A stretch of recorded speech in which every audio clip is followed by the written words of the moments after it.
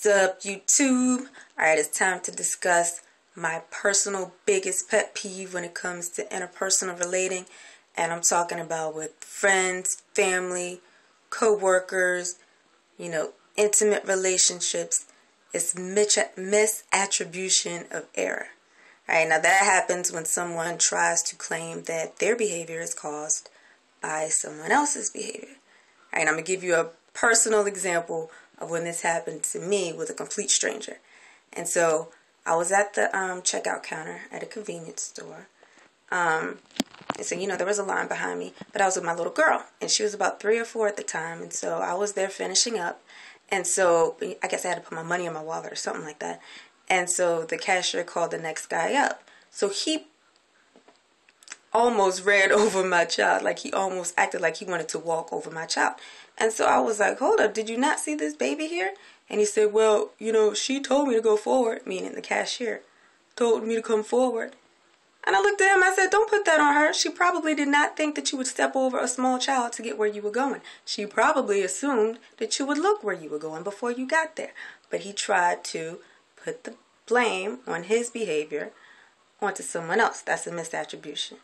All right, now, in interpersonal relationships, a lot of times when this will happen is when someone will say, well, I cheated on you because you weren't showing me enough attention. Or the most common one, you made me mad. Okay, adults are responsible for their own behavior. Okay, children too, really, but not really because they don't understand what they're doing. But adults, grown people are responsible for grown people behavior. No one can make you mad. Now, someone can do something, or they can choose to, have a certain behavior, and then you choose to be mad or sad or indifferent or frantic or a plethora of other emotions, but what you choose is your choice. That's your choice. Now, as humans, choice is probably the greatest asset, attribute, gift that we have from God or whoever you believe in. It's what sets us apart from, the animals, even though we are animals. But you know what I mean. Choice. It's a big deal. That's what that higher order thinking is for. That's why we have these big old brains, because we can make choices. So don't put your choices on someone else. Now, similarly, I cannot make you cheat on me or stay out all night or get drunk or slap the dog or do any of this other crazy stuff that you do. I can't make you do that. Now, I may have demonstrated a behavior that you did not particularly like, but your reaction was one that you chose from a plethora of other alternatives. So don't put that on me. Don't put that on me. I can't stand that. For someone to say, well, you made me do this. You made me mad. You made me upset. So I chose this behavior.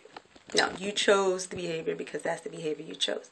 Now, people do misattributions of error when they want to dodge accountability. They don't want to be the bad guy. They don't want to be responsible for their behavior.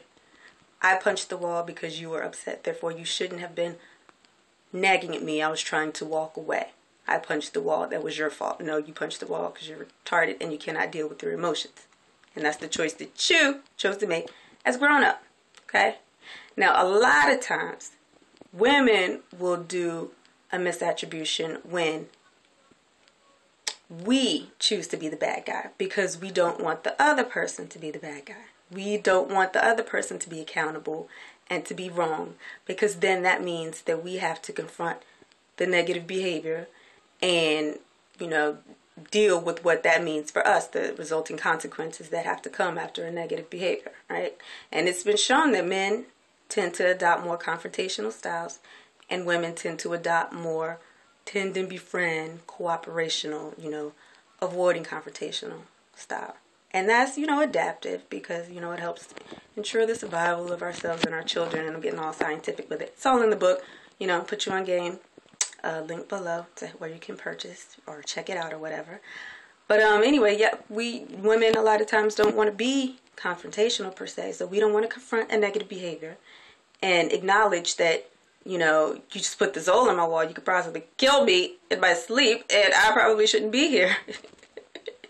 So instead, we'll take it on to ourselves and make a misattribution that it's our fault. I just won't nag him next time and then it won't happen.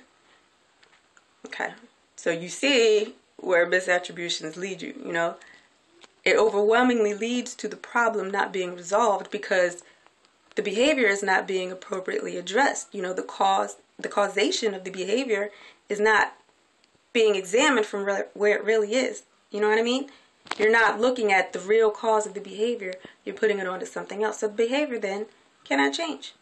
So you have to be honest with yourself. And don't look out for that, because people do this all the time. And I'm just not talking about in intimate relationships. I'm talking with people, you know, like I said, strangers, co-workers, friends, family.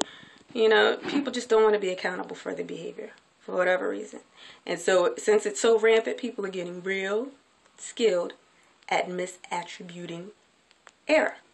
So just look out for that. I can't stand to do it. I mean, I guess we all do it. Sometimes I'm pretty sure I do it too, because I don't really want to be the bad guy. But don't fall for the okey-doke and let someone think, you know, well, you made them behave a certain kind of way. People are grown. People make choices. So accept when someone has made a choice that hurts you, and try to accept when you're making choices that could possibly hurt someone else or yourself. So that's my 2 for today. Peace.